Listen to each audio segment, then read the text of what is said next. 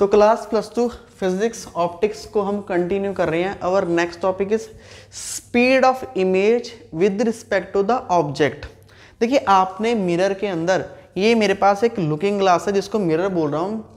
Mirror में देखिए ये यहाँ पर ऑब्जेक्ट है, ठीक है। अगर यहाँ पर ऑब्जेक्ट है तो मैं ऑब्जेक्ट को कैसे मूव कर सकता हूँ in front of the mirror. ये मिरर है, ये ऑब्जेक्ट है। अगर ऑब्जेक्ट मूव कर रहा है, ऑब्जेक्ट वेलोसिटी है, ऑब्जेक्ट के पास स्पीड है।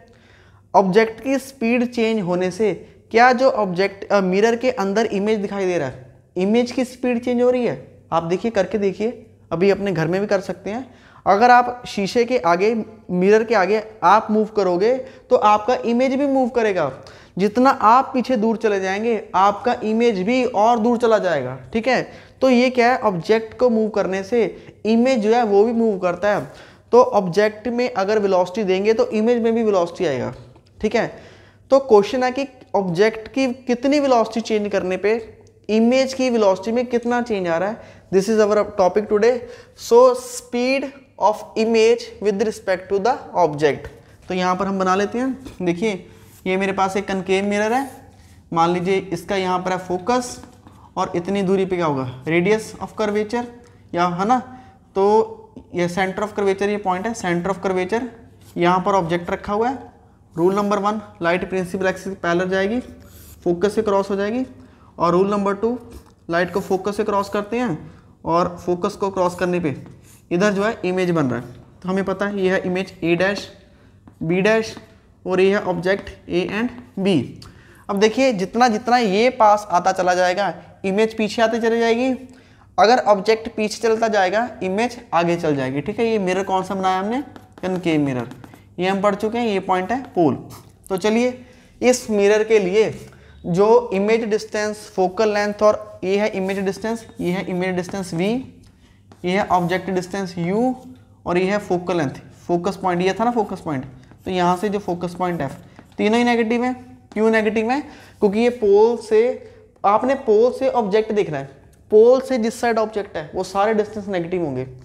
अगर पोल से राइट साइड देखोगे वो सारे मेजरमेंट्स क्या होते हैं, पॉजिटिव। तो यहाँ पर तीनों लेफ्ट साइड है, नेगेटिव हो जाएंगे, ठीक है। इक्वेशन बनाते हैं, 1/u plus 1/v is equal to 1/f। ये कौन सा है, ये आपको पता है मिरर इक्वेशन है, ठीक है। मिरर इक्वेशन या मिरर फॉर्मूला ही बोल सकते हैं आप इसको, ओके। देखिए जब कोई चीज़ चेंज होती है, हमें चेंज, ये चेंज हो रहा है किसके रिस्पेक्ट में हो रहा है, टाइम के रिस्पेक्ट में हो रहा है। तो चलिए टाइम के रिस्पेक्ट में डेरिवेटिव करते हैं। Take a derivative here, derivative of 1/u। 1/u का डेरिवेटिव क्या होगा, दैट इज -1/u स्क्वायर। सिर्फ u का क्या हो जाएगा, du/dt। होपफुली आपको डेरिवेटिव करना आता हो।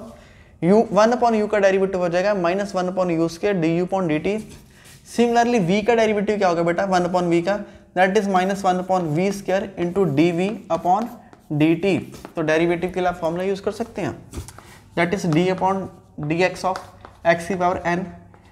x की पावर n का डेरिवेटिव क्या होता है, nx n-1, ठीक है। यहाँ पर देखिए 1/u को क्या लिख सकते हैं हम 1/u को क्या लिख सकते हैं, वी कैन राइट u की पावर -1। अगर इसका डेरिवेटिव करेंगे तो पहले पावर आगे आ जाएगी -1, और इसी की पावर में एक कम कर देंगे तो क्या हो जाएगा, u की पावर -2। तो ये बन जाएगा -1/u स्क्वायर, ये आ जाएगा। फिर जो सिर्फ u का हो जाएगा वो क्या हो जाएगा, du/dt। तो डेरिवेटिव करना आना चाहिए आपको, आपने ऑलरेडी किया हुआ है। देखिए फोकस क्या है, मैं ऑब्जेक्ट कहीं भी रख दूं, ऑब्जेक्ट पीछे ले जाऊं, आगे ले जाऊं, पर जो फोकस है, फोकस तो इसकी शेप पे डिपेंड करता है कि मिरर कैसे है। फोकस कभी चेंज नहीं होगा, ठीक है। आप ऑब्जेक्ट डिस्टेंस चेंज कर सकते हो और इमेज डिस्टेंस भी चेंज कर सकते हैं, फोकस चेंज नहीं होगा। अगर फोकस चेंज ही नहीं होगा तो उसका डेरिवेटिव क्या हो जाएगा, 0 हो जाएगा, ओके। -1/u स्क्वायर, ये जो वर्ड है du/dt, इसको हम लिख लेंगे वेलोसिटी ऑफ द ऑब्जेक्ट, और वेलोसिटी ऑफ द ऑब्जेक्ट को हम डिनोट कर देंगे v0, ठीक है। यहाँ पर हम सिंबल यूज करेंगे v0। v0 क्या है, v0 जो है हम लिख रहे हैं du/dt। Similarly vi, image, velocity of image क्या होगी, dv/dt। Understood, okay. ये हो जाएगा -1/v स्क्वायर, ये क्या हो जाएगा vi, ठीक है जी, इज इक्वल टू 0, ओके। अब आपको क्या कैलकुलेट करना है, आपको vi कैलकुलेट करना है, इमेज की वेलोसिटी कैलकुलेट करनी है। तो ठीक है, -1/u v0, ये नेक्स्ट स्टेप है। इसके बाद ये आएगा नेक्स्ट स्टेप, ये राइट साइड जाके क्या हो जाएगा, पॉजिटिव हो जाएगा, 1/v² vi। ओके, आपको vi निकालना है, v² इधर क्या हो जाएगा 1/u है। ओके, ये जो v² डिनोमिनेटर में है ऊपर जाके क्या आ जाएगा, नोमिनेटर में आ जाएगा, तो ये बन जाएगा v²। ठीक है, यहाँ पर u का स्क्वायर भी था, ये मैंने मिस कर दिया, इसका u² और ये भी u² ऑलरेडी है, v² नीचे से यहाँ पर ऊपर आ जाएगा, तो ये बन जाएगा यहाँ पर v²। ठीक है, यहाँ पर क्या है v0 = vi। ठीक है जी। So this is the final expression. जो इमेज की वेलोसिटी है, इमेज की वेलोसिटी का फॉर्मूला क्या रहा है, माइनस साइन इमेज डिस्टेंस का square divide by object distance का square into velocity of the object. Object की वेलोसिटी आपको दे रखी है, इमेज डिस्टेंस दे रखा है, ऑब्जेक्ट डिस्टेंस दे रखा है एट ए पर्टिकुलर टाइम। आप इमेज की जो वेलोसिटी है वो निकाल सकते हो। ठीक है, चलिए एक स्टेप और थोड़ा एडवांस कर लेते हैं।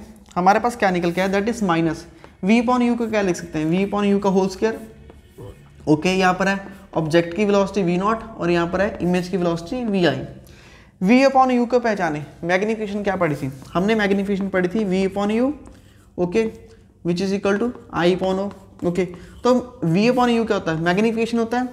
अगर मैग्निफिकेशन को मैं फोकस की फॉर्म में लिखता हूँ, हमने फोकस की फॉर्म में मैग्निफिकेशन को अलग अलग फॉर्मेट में डिवाइड किया था, तो आप पिछली वीडियो उठा के देख सकते हैं।